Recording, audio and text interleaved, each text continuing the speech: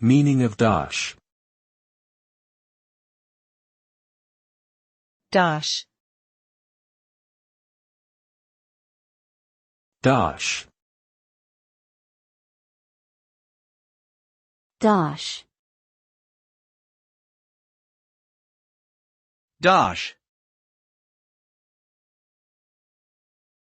Dosh is a slang term used primarily in the United Kingdom to refer to money or cash. It is not a formal term and is typically used in casual conversation.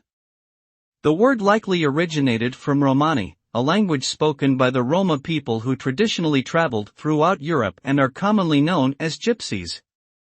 In contemporary usage, dosh can be used to describe any form of currency, including physical bills or coins, as well as digital payments such as credit card transactions. Overall, dosh simply refers to money in a colloquial sense.